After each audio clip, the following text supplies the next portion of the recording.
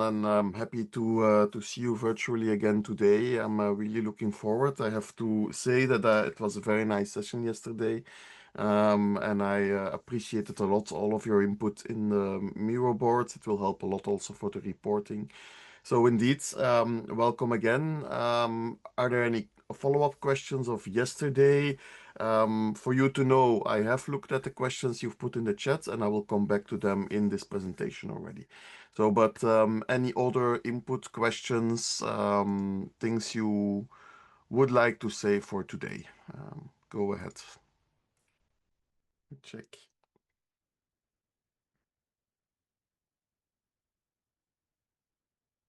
Um, It seems everything was clear yesterday.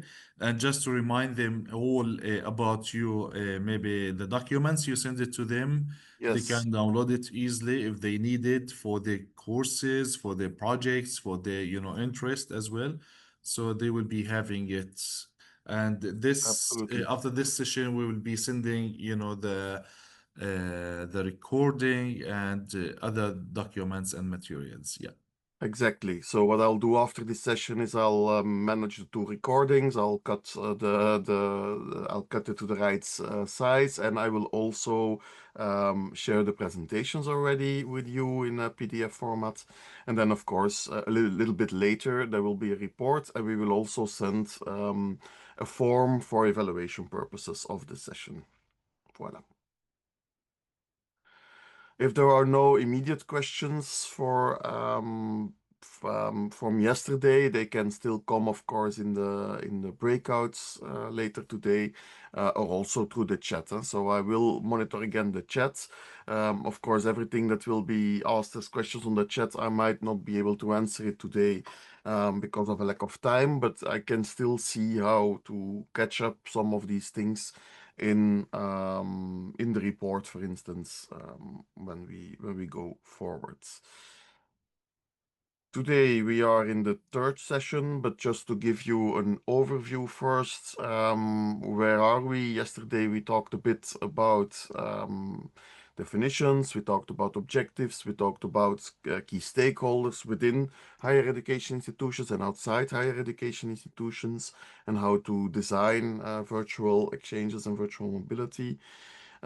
Today, we will brainstorm a bit more about the stakeholders beyond the higher education institutions. Yesterday, we talked about them. Today, we'll brainstorm about them. And then, mainly about quality assurance, of course, today, evaluation, a short overview of IDs that you can find and toolkits. Then, next session on strategic road mapping. And finally, we will talk about recommendations, and I will look at the methodology during the break, how we actually do this. This third session will shortly come back to the questions you have asked yesterday in the chat. We will look at evaluation, quality assurance, and accreditation, as this is the core of this session. And again, a brainstorming, which is the same as yesterday. Okay, let's go into a few of the questions that you had yesterday. So, one of the questions that came up was about which tools to use. So, I have deliberately not focused on the tools for this session. I can do another session on tools if you would like, but that would take a bit more time because there are so many tools, of course, and there are so many ways and approaches to digital tools. But I can give you some pointers, and I will give you this link. This is based on the ABC design format that I proposed yesterday for designing courses, actually in general, or virtual exchange in particular. And based on that ABC logic, there is also a series of digital tools that have been evaluated by members of a Erasmus Plus project in this case, and they've published it online. So you can find in the link, you'll find it also on the drive. I've put these files on the drive as well. You will find these wheels. They're called wheels, app wheels, digital tool wheels, that give you ideas about which tools can I use for collaboration purposes, for instance, which are interconnected with Moodle, etc. This is one example of Sorbonne in Paris. There is another one of Belgium. This is an example from Vives, University of Applied Sciences here in Belgium. So there are several options, and this wheel will help you evaluate which tools actually are used for which phases in the ABC design methodology. So it's about collaboration, discussion, research, etc. So there are many tools available, and it's therefore a real it's another topic, let's say, of a session, but of course, very happy to go into detail at another time. Then there was a very interesting question, I think, about motivation. Low or inconsistent motivation, both for students and faculty, lack of interest, lack of enthusiasm. How can we fix this? Well, there is no easy fix to motivation. That is for sure. But there are things you can do, and I've put a few tips and tricks for both teaching staff and students. Let's go first into the teaching staff. Well, the first important thing for teaching staff is, does doing virtual mobility actually count in performance evaluations? So here in Belgium, at least, performance evaluations until, let's say, around 20 years ago were purely focused on research. And there was no education at all, even in the performance evaluations. Now that has changed over the course of the last, let's say, 15 to 20 years. Now education counts in the performance evaluation, but does virtual education count at the same level? This is a question mark and something that should be discussed, because if it's not, then of course teaching staff motivation to do virtual exchange will be much less if they're not evaluated on it and they cannot use their experience to increase their careers. It will be an issue. Another big issue with teaching staff motivation is the possibility to be freed from other tasks. Most of the time, teaching staff, wherever you work in the world, is very much busy with a lot of courses, a lot of students, etc. Maybe also still research and other administrative tasks. Therefore, is there a possibility to be freed from other tasks to design and implement virtual exchange? That's an important question. Um, if not, again, it will have an effect on motivation. Then sufficient supports should also be available from a techno-pedagogical point of view. Yesterday I talked a bit about the techno-pedagogical point of view. You need people who can bridge between pedagogy and digitalization, and they need to have a bit of both in their experience. So these are crucial people that should be available to support staff members, and if not, staff members will feel less motivated. These techno-pedagogical support staff can also really help in the motivation. Of course, it helps if there is a strategic interest from the higher education institution. The staff will feel supported. Um, Another thing is that, is the staff member allowed to look for funding? In some institutions, looking for funding is centralized, or writing project is centralized. Can staff members, are they actually allowed to write a project and be a promoter of a project? Or should they give the promotership to someone else? If that's the case, then also this will have an effect on motivation. Normally, if someone can be a promoter of a project, it will help. And then the final one, of course, provide training. Ensure that staff has sufficient training, provides eventually training in other institutions if your own institution does not have training yet on virtual exchange. Even maybe send people abroad to do training. That all of these things help with the staff motivation.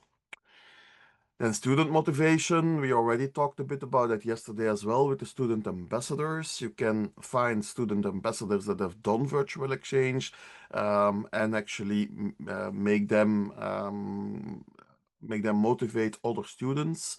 Um, Ensure also guidance from facilitators during the courses.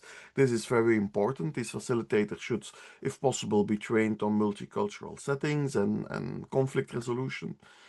Um, Ensure also technical guidance for the students. If they have a technical problem, ensure that they know who to talk to and who to ask for help. Um, Yesterday we talked quite a lot about digital equity, so I'm not going to repeat that, but very important to understand that not everyone has the same access to digital tools. And then have a clear pathway towards accreditation, ideally through credits. If not, through maybe digital badges, but in general, I see that digital badges and microcredits or credentials are a little bit less motivating. But of course, if you just start with virtual exchange, maybe it's best to start in that way and then later on evolve to something that is really credit bearing, as that takes much more time to manage. There was a question about first practical steps. Not going to go into detail for that, because there are a lot of toolkits in the documentation that I already shared with you, and I will continue to update it this afternoon. But a few questions here for where and how to start. You can read through it afterwards. Same goes for starter frameworks, starter models. I've put a few models here. You will read through them afterwards if you need to start with virtual exchange still, but a lot of you already have done so, so would know these things. Then another one that I would take a few minutes for is the partnerships. Where can I find reliable partner universities? Well, of course, this session is already a good way you can talk to your peers and understand what they are doing, and therefore together do virtual exchange. Virtual exchange does not have to be with a university abroad. It can also be between a university in the West Bank and Gaza, for instance. And there are already quite some examples of this, for sure, in Palestine, amongst other in Birzeit and others. So this is also a way of doing virtual exchange.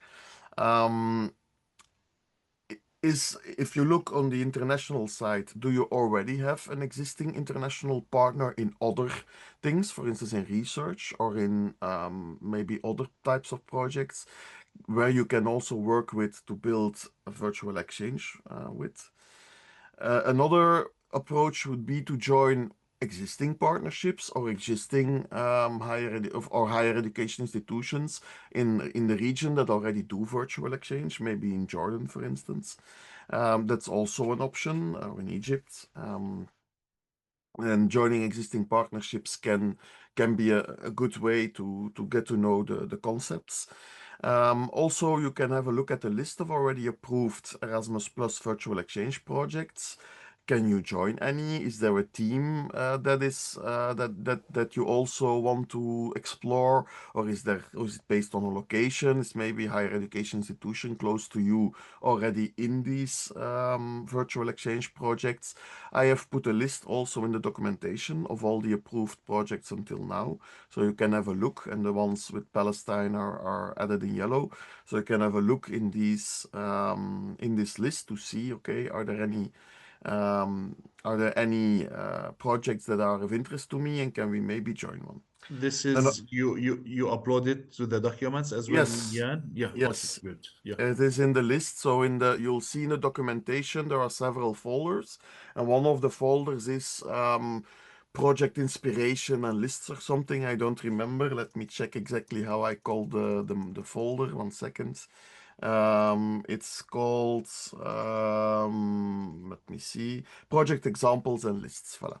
So in that folder, you'll find the list of all the Erasmus Plus virtual exchange projects which have been approved. Now, no, these are virtual exchange projects. So these are the projects managed directly by EACA. Those are not the virtual exchange projects that are integrated into other projects. Because also in mobility funds, KA1, or even in capacity building in higher education programs, there is a lot of virtual exchange, but it's not about those. So the list is purely the ones that have been approved for the virtual exchange call of Erasmus Plus.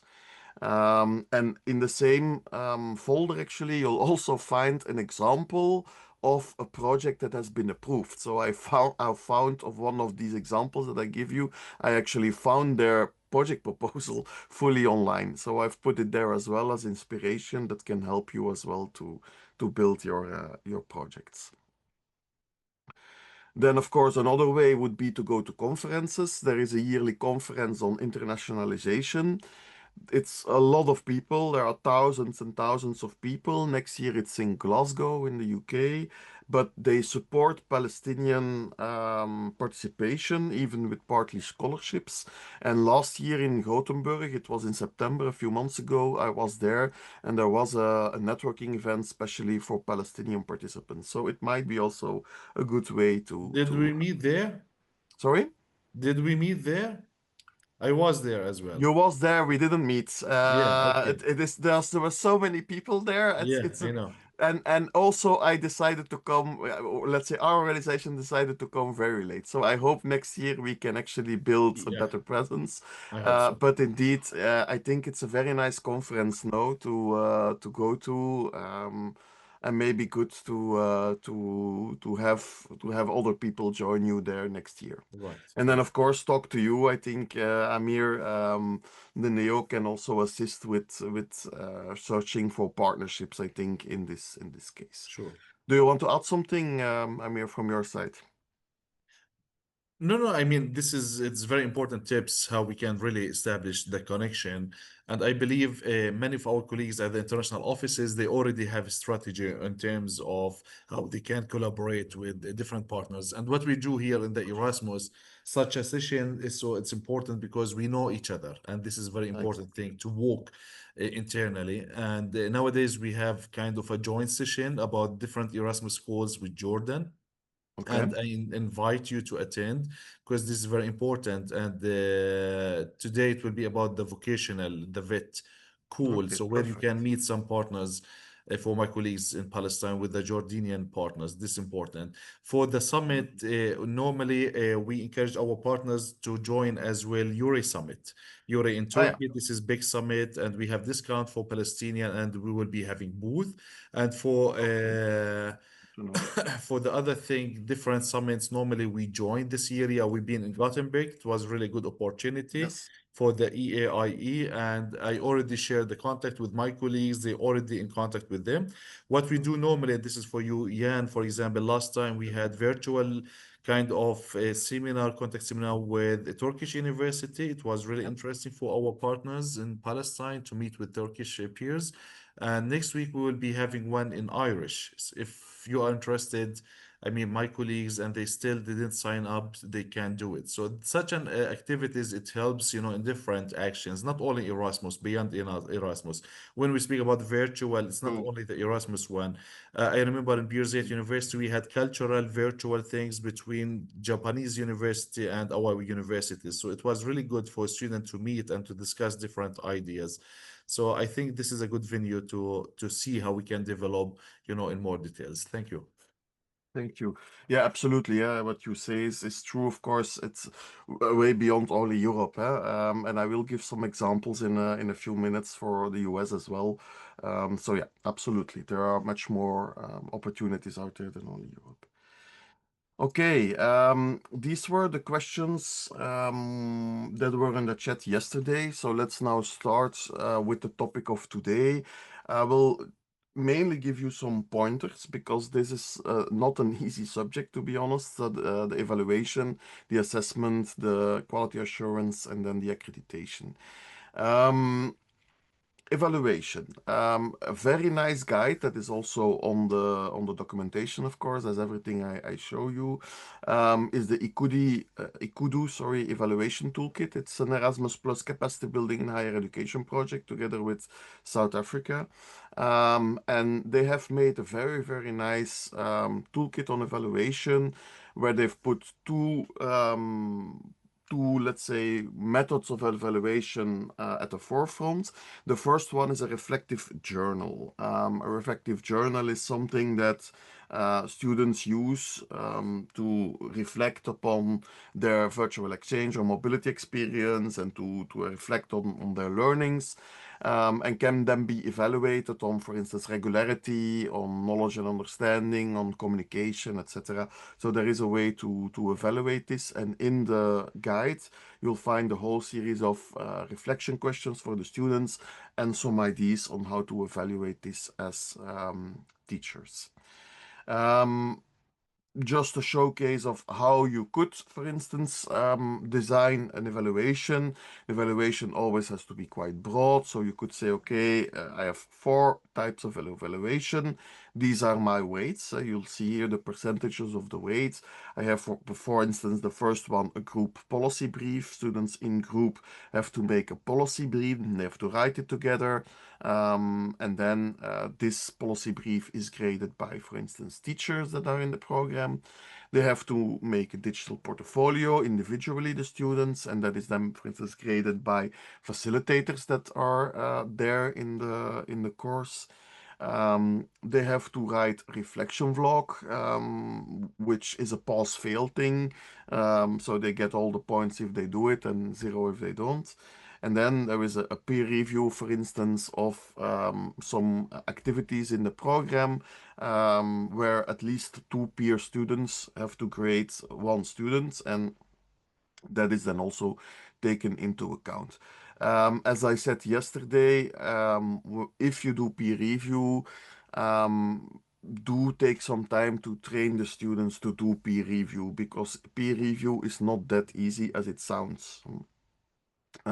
There's a lot of bias in it. There is a lot of there are a lot of there is a whole set of literature on peer review. To be honest, there are hundreds of articles only on that topic. But if you do it, please take some time to make the students understand why you do peer review and what they have to do exactly, because it's quite important. Otherwise, you'll have a lot of bias in peer review. So that can be one, let's say, evaluation schema for an example for a course. But of course, you build it as you wish. But it's always good to have several evaluation or assessments into the program, of course. Quality assurance, a series of KPIs that you could use. At the individual level, meaning at the student level, development of cultural intelligence, digital literacy, new knowledge, soft skills, that would be key for employability, etc. There is evidence for virtual exchange that it actually builds soft skills for higher employability, and that it actually has a clear impact on employability of students that have participated in virtual exchange. To go into details of this, if you want to, also in the Ikudi evaluation toolkit, there is a whole series. There is like a questionnaire to be used for the students to evaluate a series of developments or knowledge that's built or skills. So the four that are mentioned here, they are reflected in Ikudu. There is a whole list of questionnaires. You do a pre and a post test in this case. You do a pre-test before students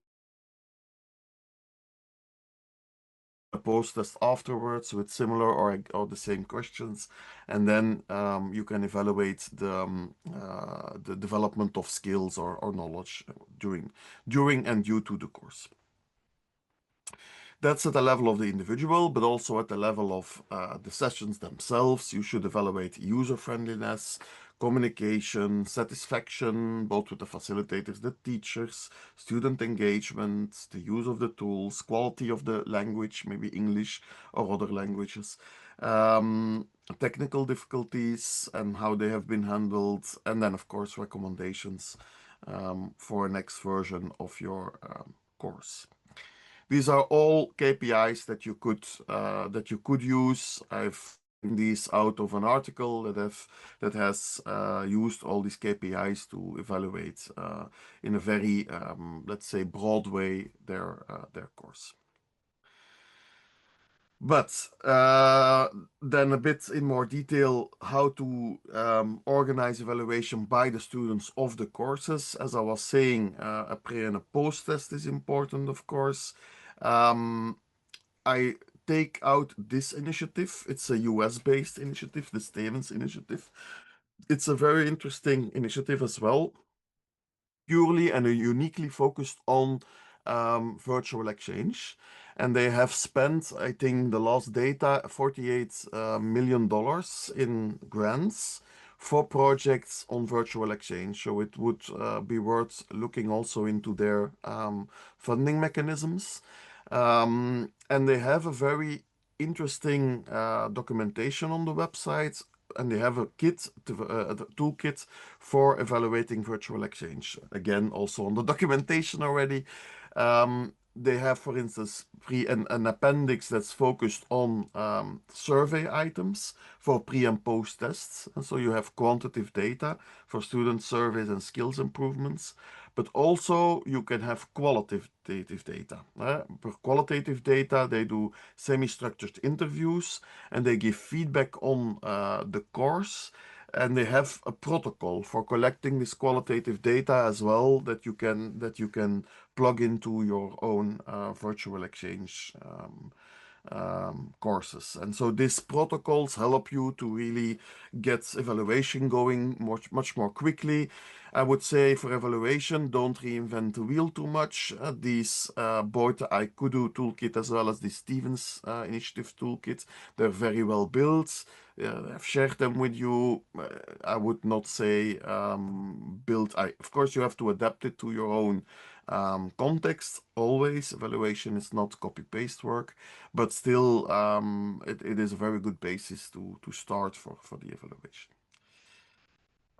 Then accreditation.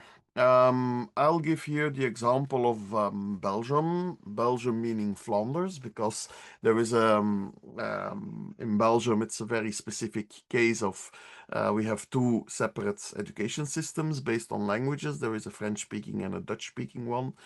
And I will give the example of the Dutch-speaking one, which has the accreditation together with the Netherlands. So they form one accreditation agency. What is the case here in Flanders? There is no specific accreditation for virtual exchange and virtual mobility. The accreditation just follows the same national and, of course, also European rules of accreditation of courses. Meaning, if you want a course to be recognized with ECTS, European credits, then you have to go through the same quality assurance system than it's set up for a normal course, for a physical presence course. There is no difference. And this is a strategy that has been there for many years already. It has its advantages and its disadvantages. The advantage is that you have the same quality in principle as other courses, physical courses. The disadvantage is, of course, that some of the specificities for virtual exchange might not be captured very well by the accreditation system that's in place. But it's a choice that has been made, and I don't think it will change very soon. Um, voilà.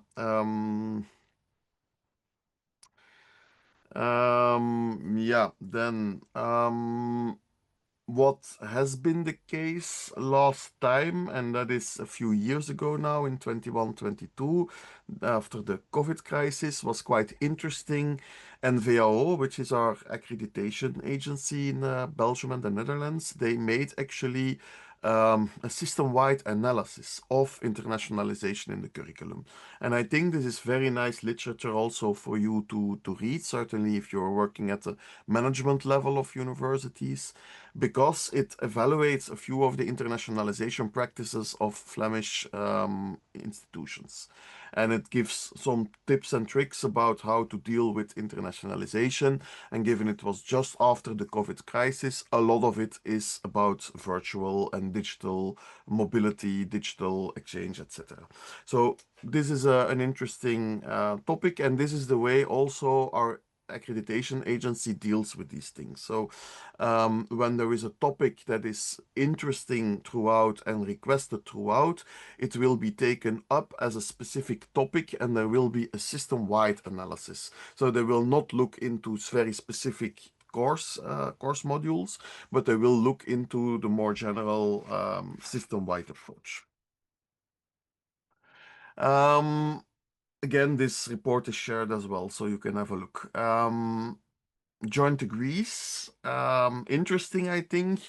There are so many joint degrees being set up at the moment in Europe, based on a new stimulus package from the European Commission.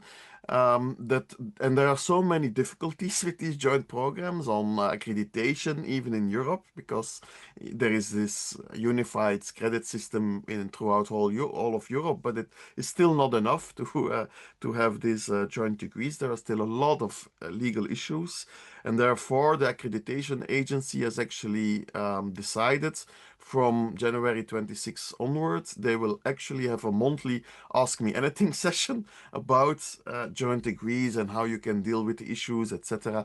So I just wanted to give that piece of information to you because you see that even in the unified Europe, there are still a lot of issues, and accreditation agencies still struggle with these issues as well. I'm going to skip this. This is a council recommendation that has just come out a few months ago. I'll just say one thing about it. There is not a lot of things about virtual exchange in the European Quality Assurance recommendation, but there is one thing about mobility. There is a target to say at least 30 credits, meaning that's half a year on a full career of a student should be spent in mobility. And there should be a digital option, a virtual exchange option, as an alternative to physical mobility for students that cannot travel for several reasons, because of budget reasons, because of family reasons, or other reasons. So there should always be a virtual option, virtual alternative to a physical mobility, but physical mobility remains very much the focus of Europe as well.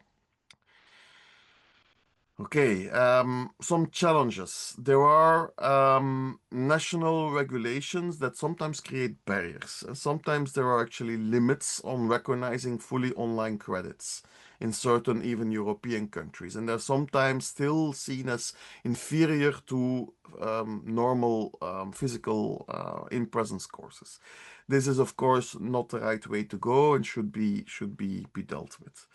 Um, Virtual mobility often lacks legal frameworks. Physical exchanges, physical mobility, there are clear legal frameworks. They often lack for virtual mobility. There are also no consistent frameworks for credit recognition and transfer across institutions, across countries. And there are differences in national regulations that hinder automatic recognition. And then there is the question of quality standards compared to traditional education. It's not easy. We've discussed a bit about evaluation, about accreditation, quality assurance. It is possible, but it takes more thought than the in-presence system, because the in-presence system has been there for many, many years, and therefore the evaluation and accreditation system has already been built. It's not new. But virtual exchange is relatively new. It's also there now for maybe more than 10 years, but still it's much newer than in presence higher education, which has been there for many hundreds of years. So this is one of the reasons why quality standards are still more difficult to do so. And there are no specific criteria often for virtual exchanges, which can be also a challenge. Okay, from my side, this was the first part, and we'll go into the brainstorming in a minute. But before I go into the brainstorming, I'll take out the screen sharing for a second. Are there any questions from your side on evaluation, accreditation, quality assurance, things you would like to bring to the table? Oh, I would like here maybe to ask, I mean, the best practices for accreditation, because this is what we supposed to support the ministry.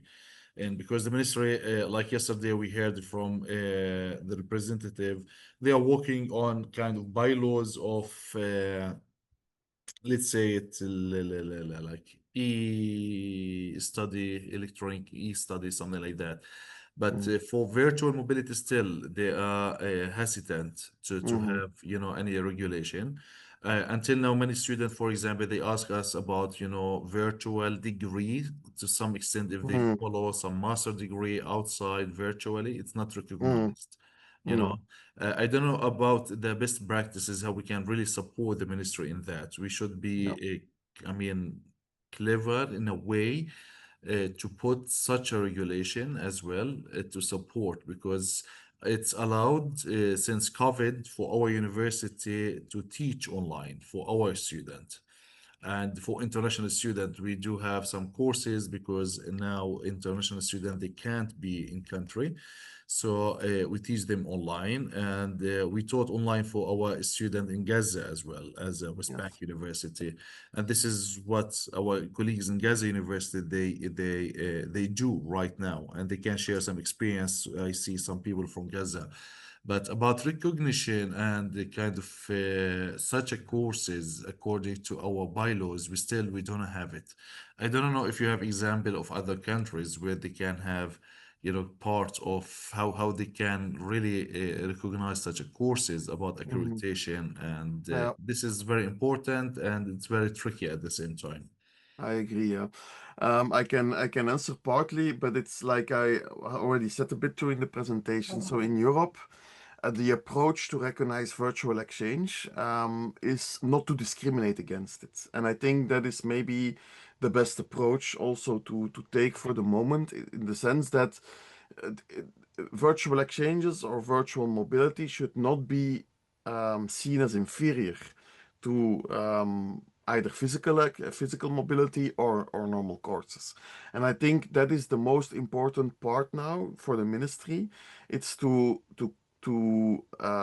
advise them or convince them if necessary, but let's say advise them to say, okay, listen, we meaning the higher education institutions, we can build virtual exchange courses that are as good and as qualitative as normal, as let's say in-presence courses in Palestine or virtual or physical mobility, sorry, outside.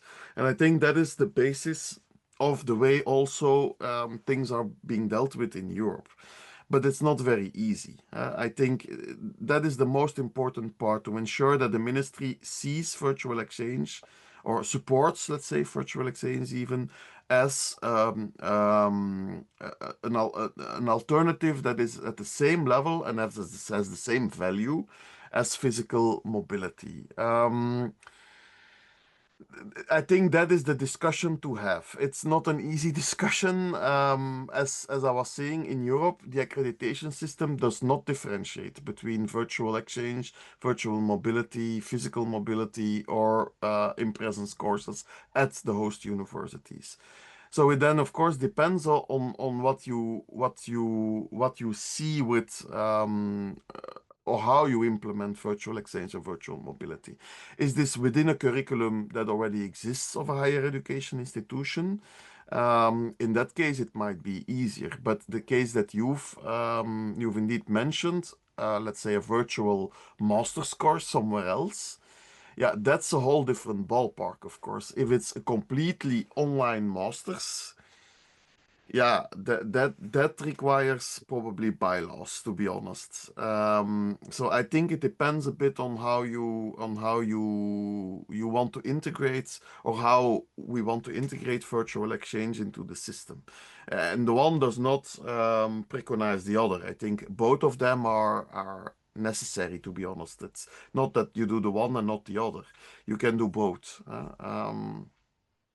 But fully Yeah. online master courses, of course, yeah, they need some specific bylaws. And I'll check maybe in the afternoon. I'll check if there are bylaws in Belgium, but they're not that well developed, to be very honest, at the moment. Yeah, I And see. in general, I think I would really say the accreditation. It's about having the same standards of accreditation, whether it's virtual or whether it's in person, in presence. And I think that is the real mindset shift or change we need to try to motivate at the ministry level. Good. Thank you.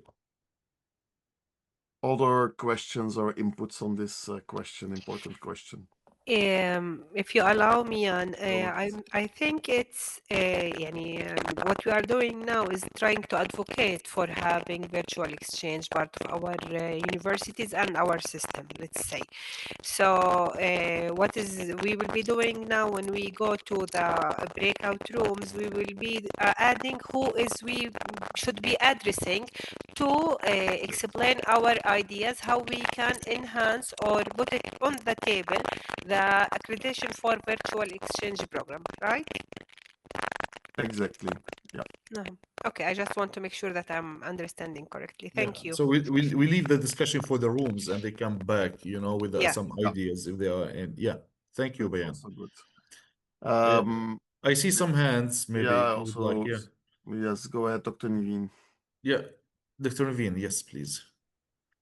Good morning, everyone. First of all, I'd like to thank you all for attending and thank especially for Jan for actually you answered most of my questions in the beginning. Just I have like for Jan and Mr. Amir for virtual exchange, as far as I understand, you said that it's like something accredited, but I just like to know what do you mean exactly by inferiority? I mean, since it's accredited, so why it's like inferior? Just tell me. I want to know. And for Yeah, Mr. Amir, as far as you said, like you are um, discussing the point of let's say recognizing the online courses, and it's not in the higher education or ministry. So I just like a question popped to my mind in concerning our universities here now in Gaza.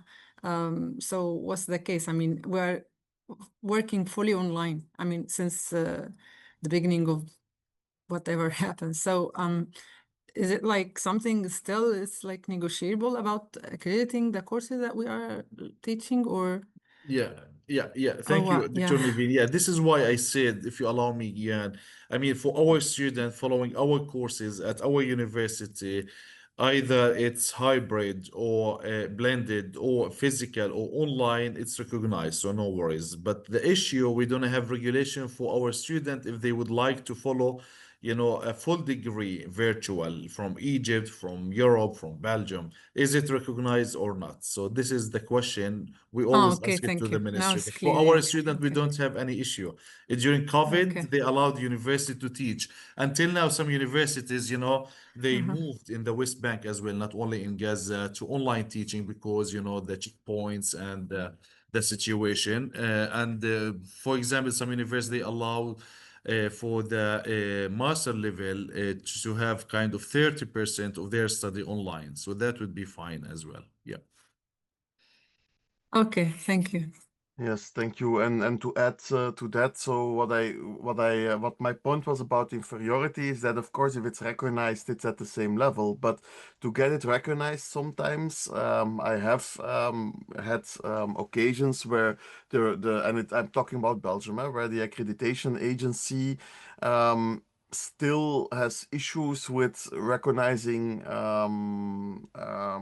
let's say, virtual exchanges at the same level as in-presence courses. They are a bit more severe, I would say. That's actually what I meant with inferiority. So, meaning that they although there are no rules and regulations in place to treat virtual exchange differently than in-presence courses, for instance, they do sometimes because of the fact that it's relatively new, that they are not so sure, so they sometimes go into a bit more detail when doing the accreditations of virtual exchange than they should actually, or than they do with in-presence courses. That's what I meant a bit with the inferiority part, that it's sometimes still seen as not as good as the physical courses.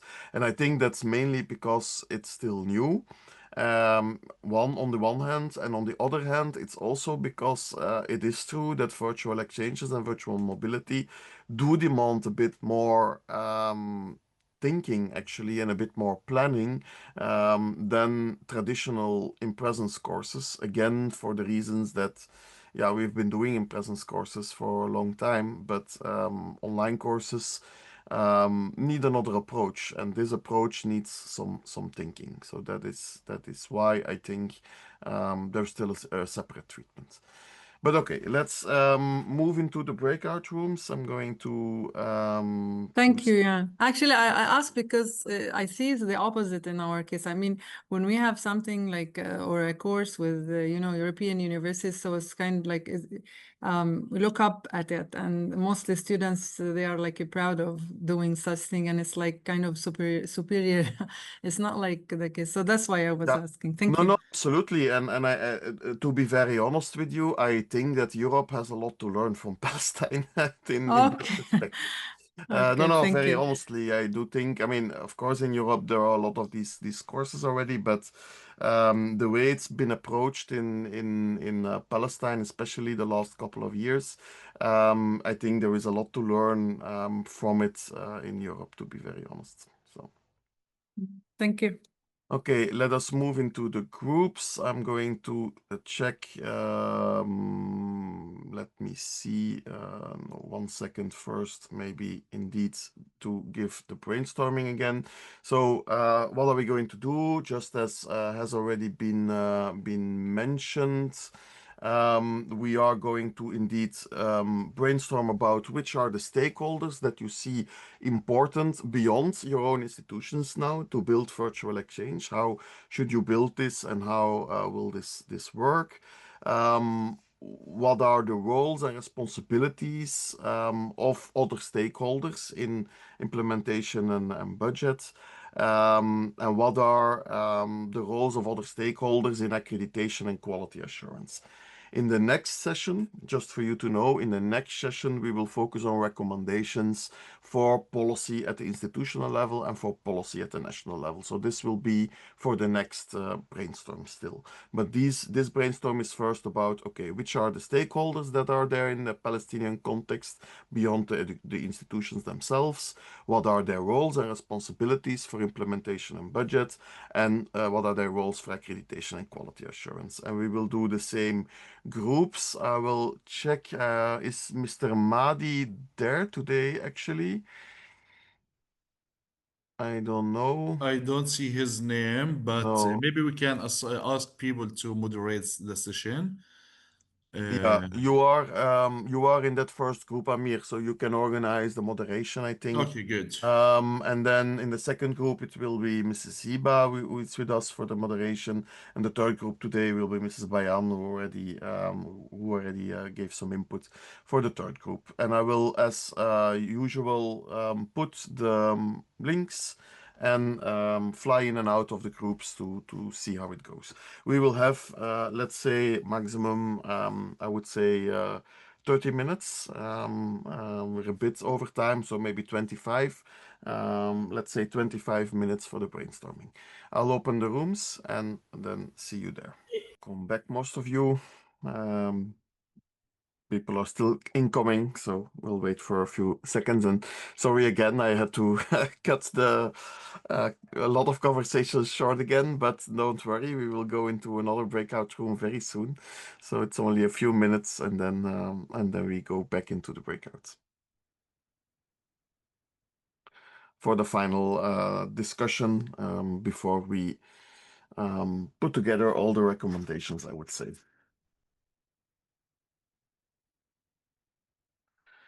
Let's see if everyone is back. I do think so. Okay, very good. So thank you for the brainstorming. I think that was already very good. There was a lot of input, so we will certainly manage those in the reports. Let me share the final part of the presentation and go through it. It's only a few minutes this time around because for this session it is crucial that the input, of course, comes mainly from you. And then we will wrap it up in the last session after a short break in a few in let's say 45 minutes. The goal of this session will be to focus on institutional and national guidelines, and then to have a brainstorm on this. Just as a reminder, we're working towards the end, of course, so now it should be known. But I think this is a very nice overview of what virtual exchange is actually.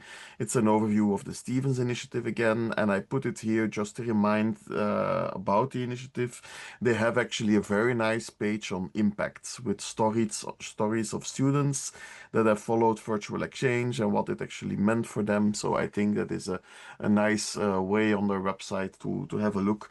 And this graphic gives you a nice overview again of virtual exchange and what it actually means. But now for the strategic elements. Sorry. In general, what can you do at a higher education institution?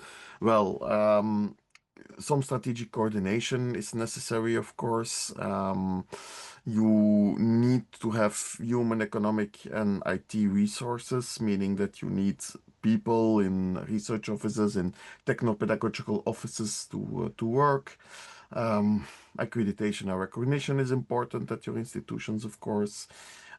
Quality assurance you should think about, and sustainability. I'm not going to go into detail of all the actions that rectors or rector teams could do. You will find all of this in the presentations, and I think it's more important that we have this discussion in the groups in a minute. Some tips, though, where I'll stop for a minute. It could be an option to have a virtual exchange, virtual mobility working group at the beginning, if it's relatively new, at least in your institution. And it might be a good idea to have that work group led either by the rector or his or her offices, or by, for instance, a vice rector in pedagogical affairs or something, or education. Of course, you need to align with regional and national policies. In the EU, this is done through the Digital Education Action Plan at the regional level. So check whether there are regional policies maybe in place that could be of use. And an important topic I talked about yesterday a bit as well is this cross-unit coordination. A lot of people are involved. Yesterday we talked about all the stakeholders inside of higher education institutions. There are a lot, certainly in terms of support services as well. And so it's very important to have this cross-unit coordination. And I gave this example yesterday already of having some kind of a monthly maybe meeting mechanism where decisions can be made about virtual exchange or virtual mobility. Um, we looking at the context of Palestine and the region, a series of things that can be strategic, adopts common definitions is important. I think we've discussed that yesterday. Build multi-stakeholder communities. We've just come out of a discussion, I think, where this was highly discussed. Quality over quantity, maybe at the beginning. So focus a bit on the qualitative programs and not necessarily on a high quantity. Foster reciprocal partnerships, of course, with European, American, Japanese, Tunisian, Turkish. I've read Jordanian, Egyptian universities, so very important. System-wide integration, of course, inside of the higher education institutions. Existing models, if you have them, existing programs, you learn from each other. We're here also for that, I think. Diverse portfolios, different teams, resources are important, incentives, grants for internationalization if possible, And we've talked a lot already as well about equity and accessibility barriers. Ensure that these are also there.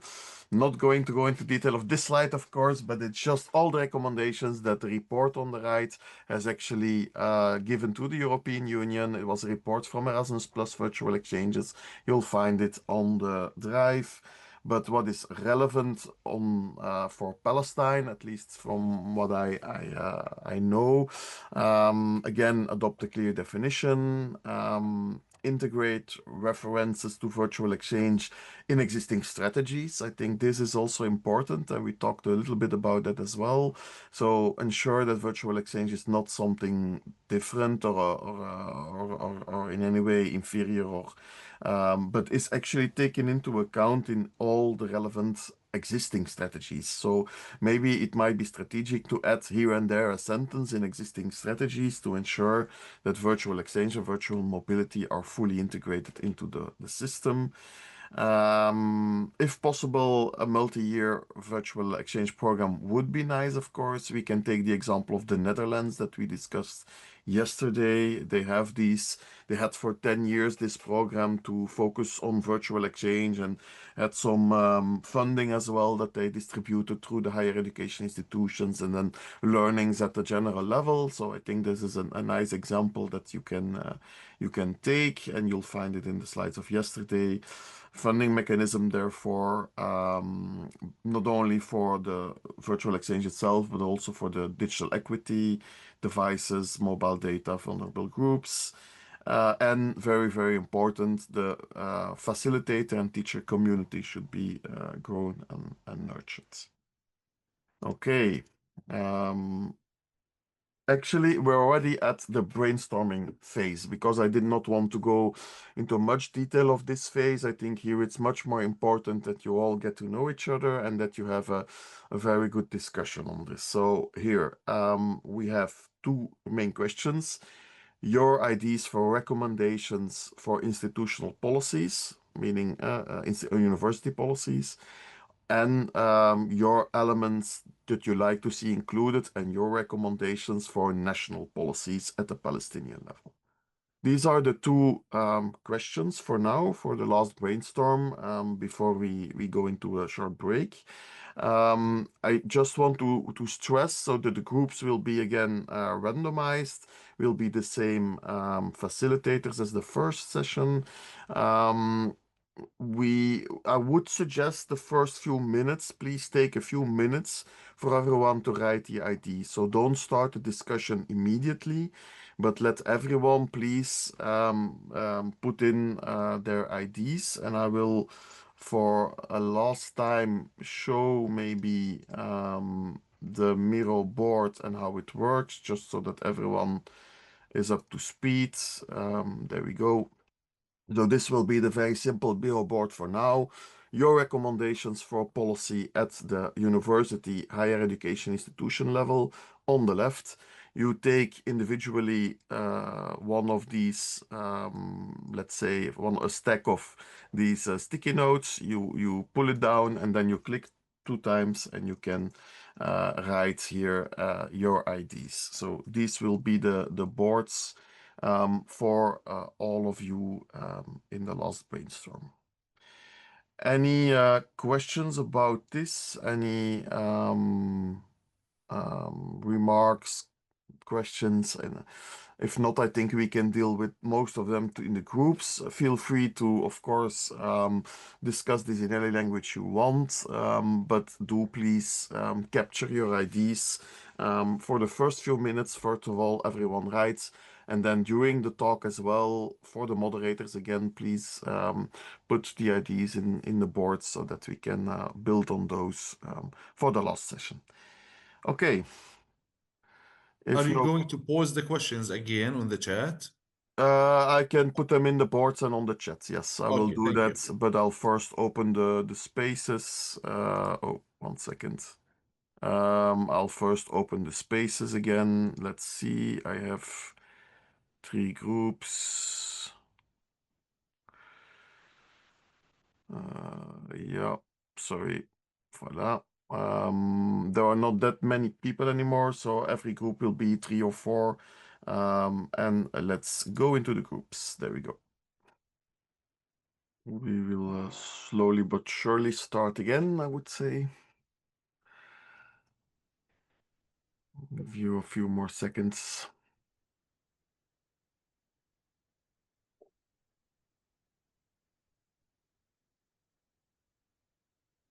I'm back.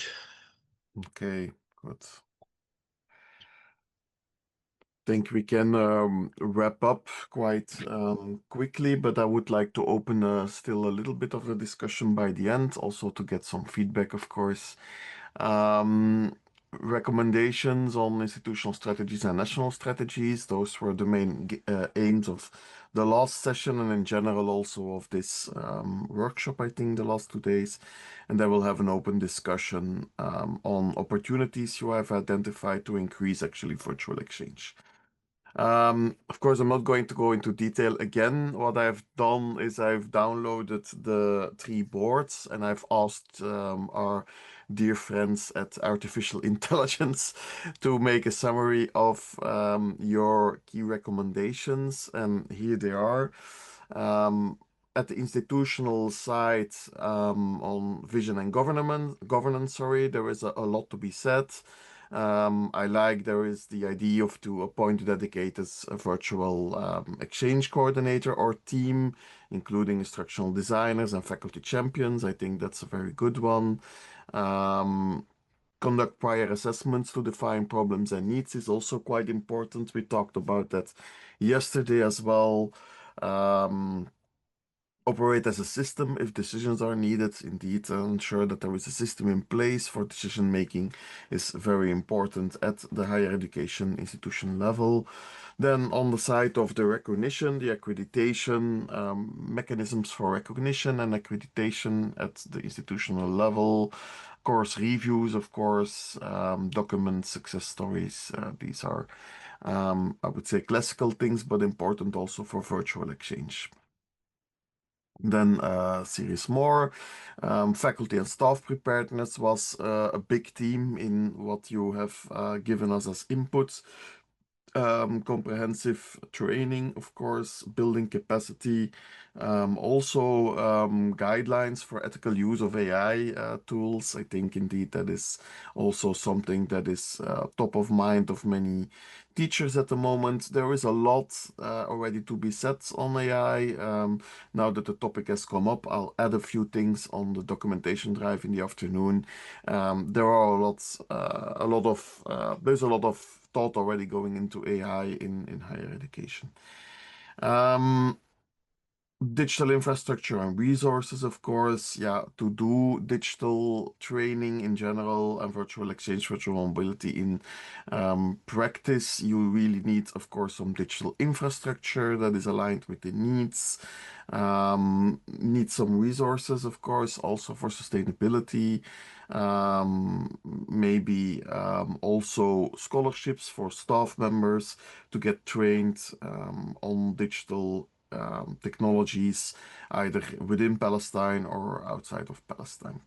And then finally, diversity, inclusion, student engagement, vulnerable students, which is a huge area in where I think we can really still learn in Europe as well from Palestine, conduct awareness activities for students, develop guidelines for curricula that promote actually inclusion and diversity.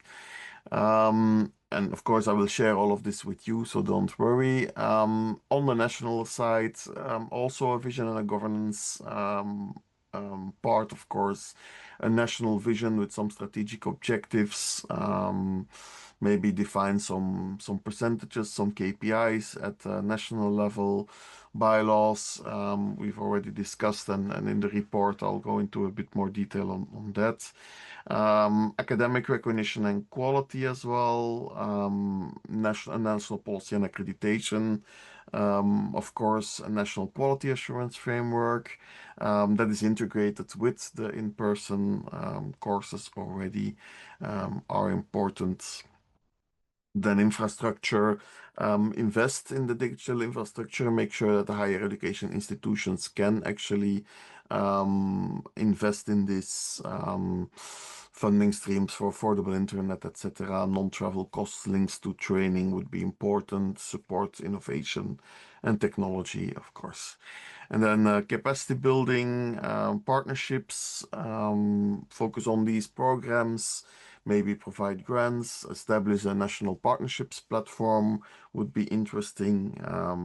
Broker international virtual mobility agreements, develop a joint platform for all universities to exchange knowledge on this among Palestinian universities. And this is a very nice idea. I think here we can again take some ideas from the Netherlands, which I showed yesterday, which had this national platform discussing a virtual exchange, um, create national toolkits and best practices.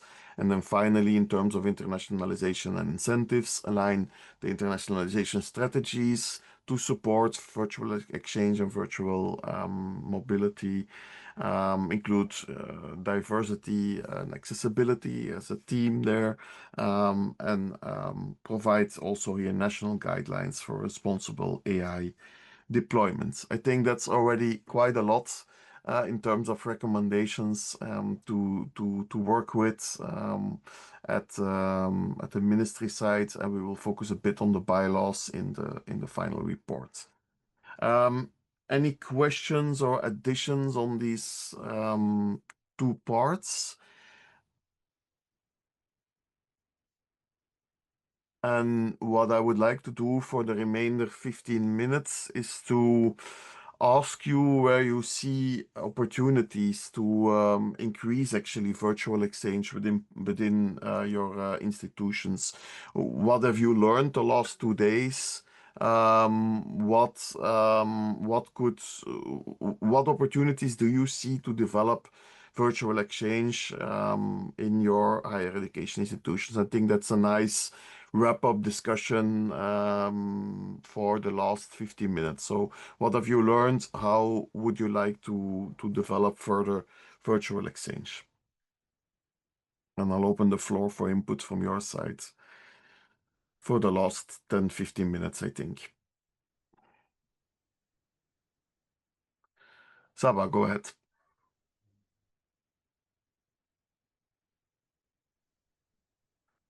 Thank you, Jan.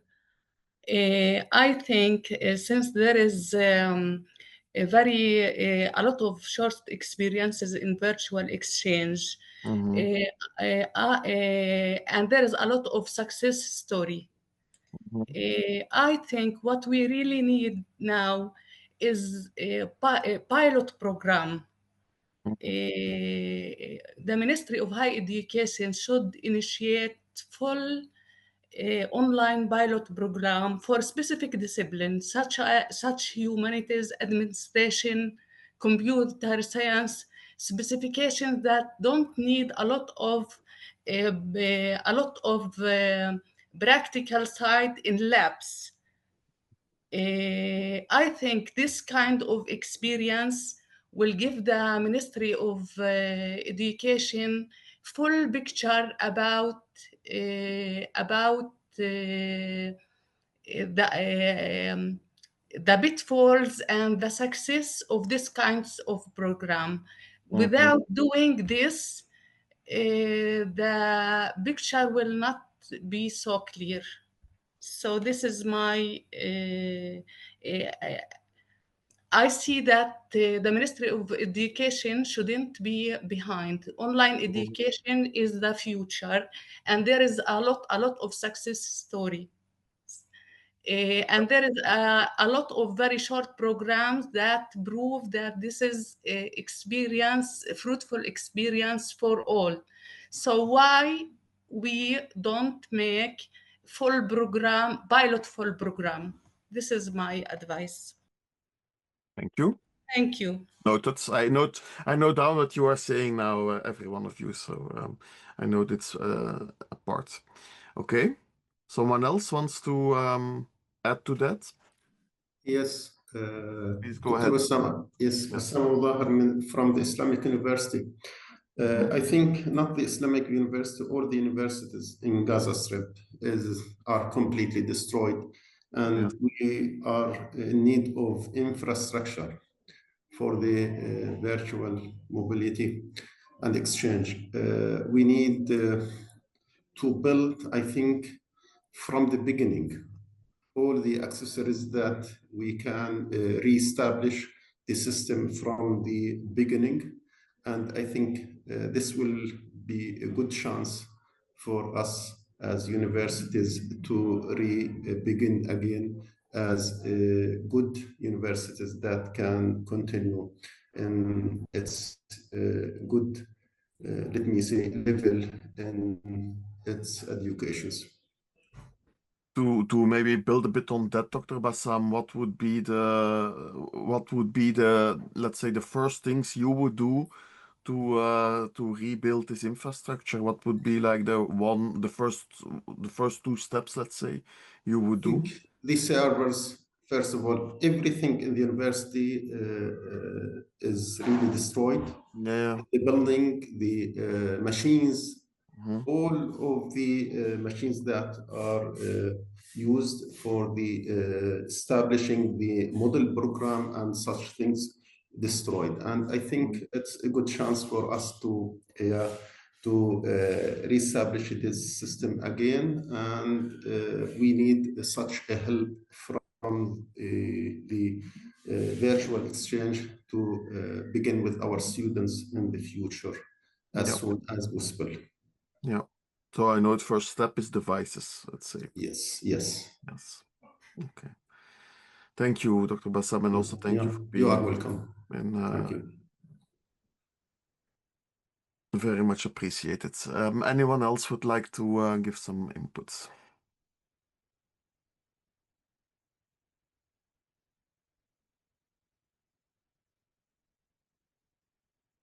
I know it's already quite late and we had long sessions, but it's always nice to have some ideas on opportunities to increase virtual exchange still. Maybe one or two people still want to say something. Yes, Dr. Niveen, go ahead.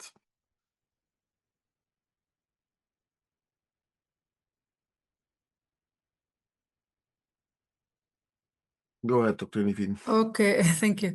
Actually, in case of Gaza, because this is something really special.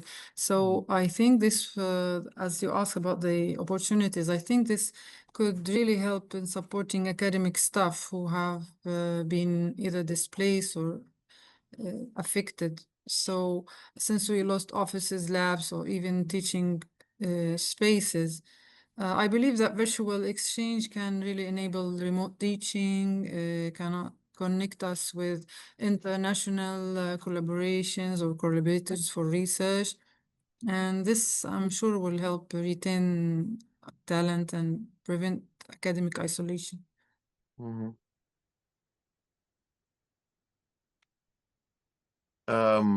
Maybe a question that I have, just from my understanding. I know that UNESCO is building this global online campus.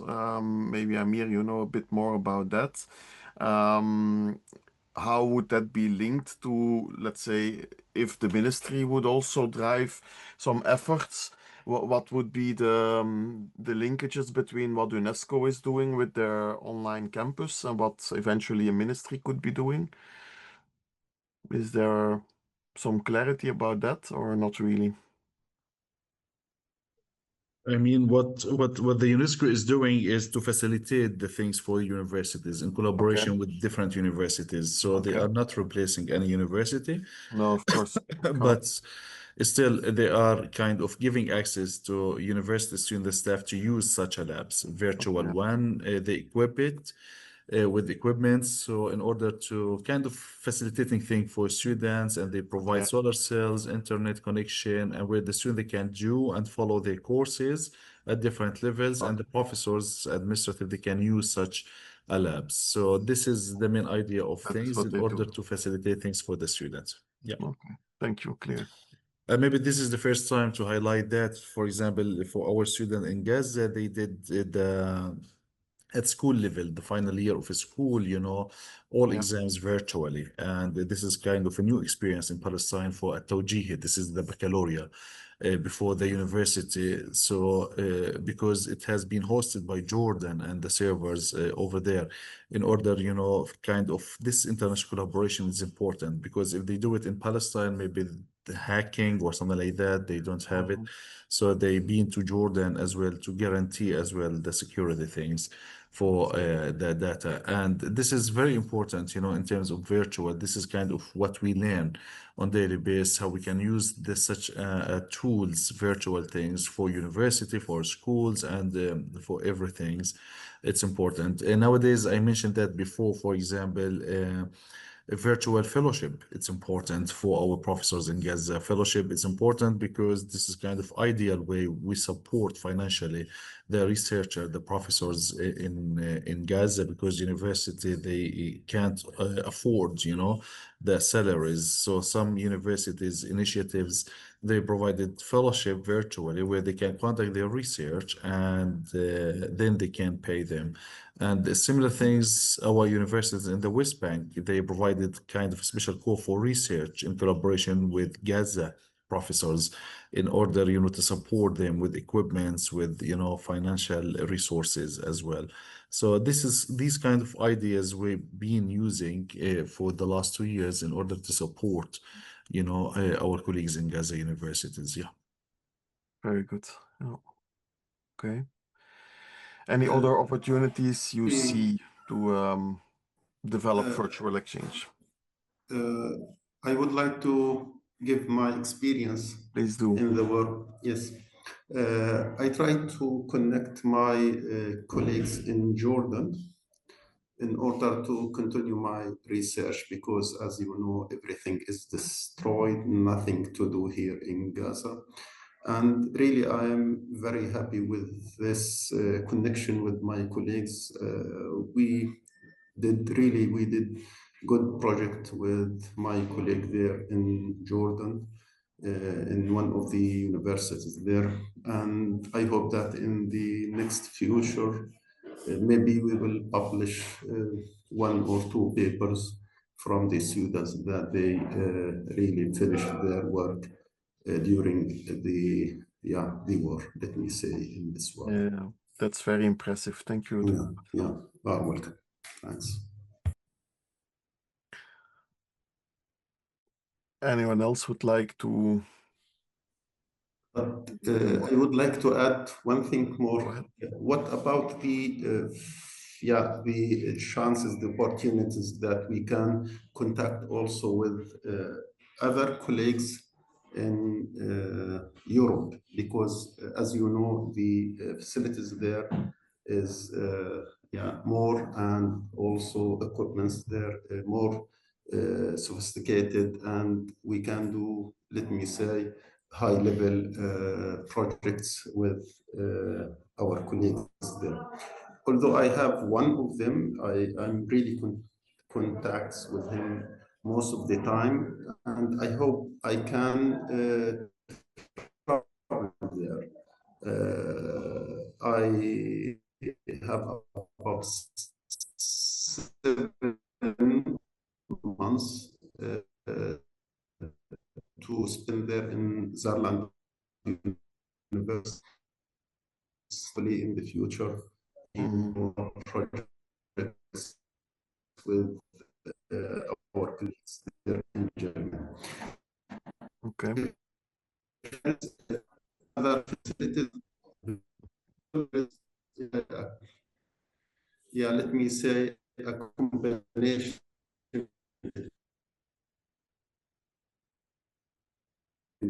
physically the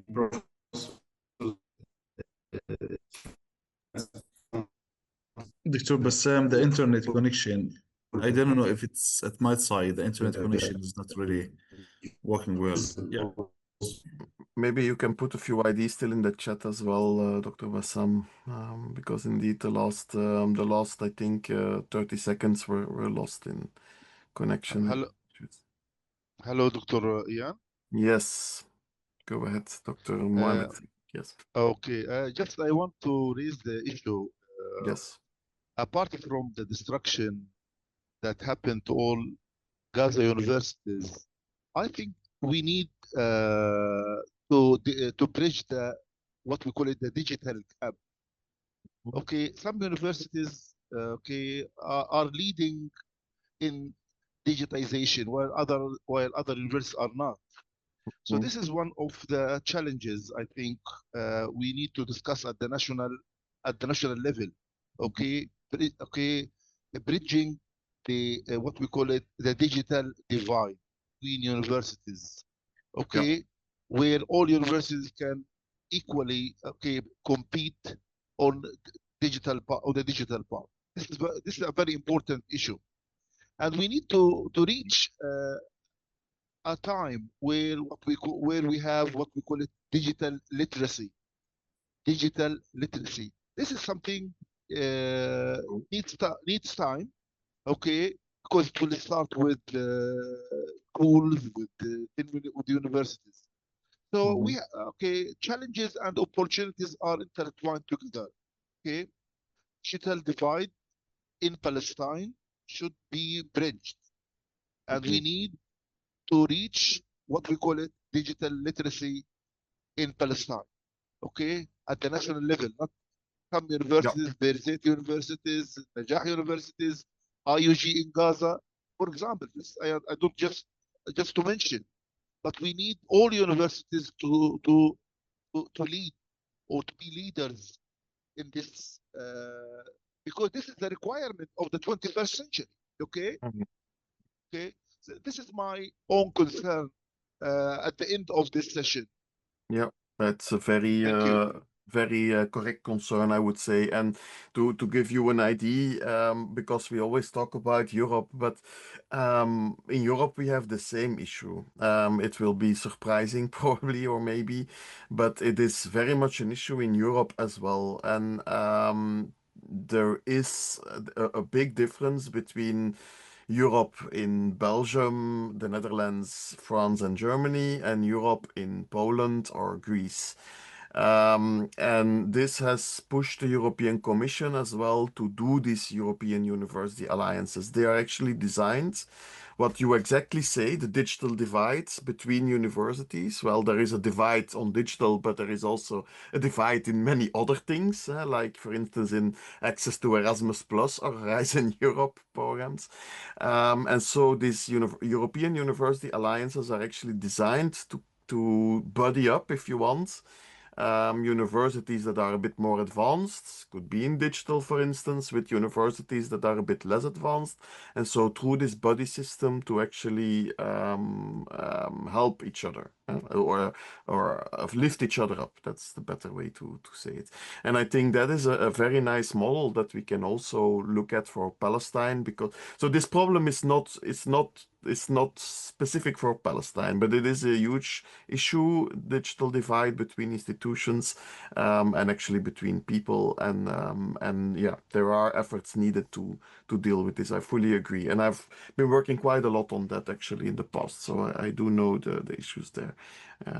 And I'm happy to think a bit about how we can deal with that as well. Any other input, requests, questions to me?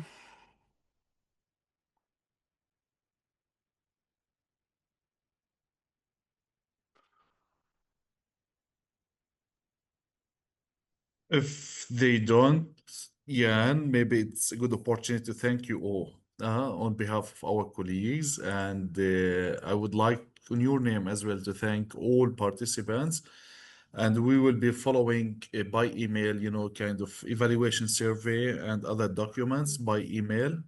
And I hope this is the start in order to think in more ways how we can do virtually for our universities and how we can support the ministry and our institutions in Palestine to adopt such a policy and strategy internally. This is very important. And what we are doing here at the office is trying to put our colleagues in contact with their, colleagues in region and in Europe and other countries in order to work on such projects, ideas, and to facilitate things.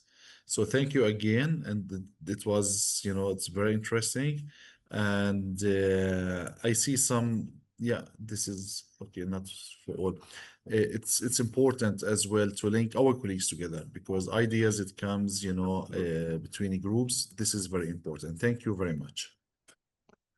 Yes, from my side as well. Thank you. Be sure to fill in indeed the form by the end. I think that will be useful for all of us to know how you liked or disliked, of course, the session and what we can improve for next time around. I hope to be next time around for a longer session to come to Palestine. I would have liked doing it even this time around, but because of logistics, it was not easy. But I hope to be with you physically, and I hope as well that as we've said, I think here during the session yesterday, every second of every day, that we hope that peace comes in a better form than it was before, and that we can all build higher education, digitalization together in Palestine.